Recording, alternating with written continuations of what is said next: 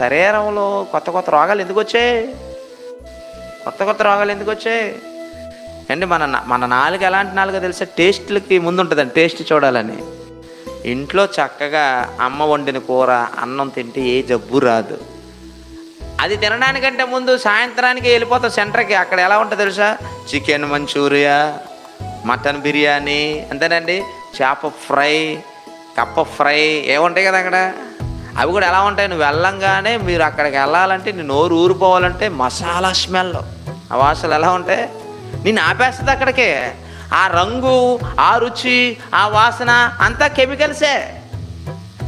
లొట్టలు వేసుకొని ఏమన్నా తినేస్తావు కదా, తిన్న తర్వాత అరగదేమని చెప్పి మళ్ళీ ఒక థమ్సప్ తాగేస్తావు కదా. మళ్ళీ ఇంటికి వచ్చాక అమ్మ అడుగుతుంది, ఎరా నాన్న అన్నం, సరేలే పెట్టు అంట, ఉత్తిదే తినేస్తావు. అది కూడా మళ్ళీ కంచం తినేస్తావు కదా.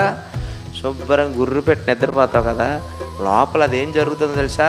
యాసిడ్స్ అన్ని ఉత్పత్తి అయిపోయి పొట్ట బిర్రుగా పట్టి ఒక్కసారి గుండెకు తంతుందండి. అప్పుడు గుండె ఏమైపోద్ది? గట్టోడు అయితే తట్టుకుంటావు, బలహీనుడు అయితే నిద్రలోనే వెళ్ళిపోతారు. ఈ చావుకు మూలం ఏంటి ఇప్పుడు? తిండి. అందుకే దేవుడు ఏమన్నాడు తెలుసా? నీ గొంతుకు కత్తి పెట్టుకో అన్నాడు. గొంతుకు ఏం పెట్టుకోమన్నాడు? కత్తి ఎందుకు పెట్టుకోమన్నాడు?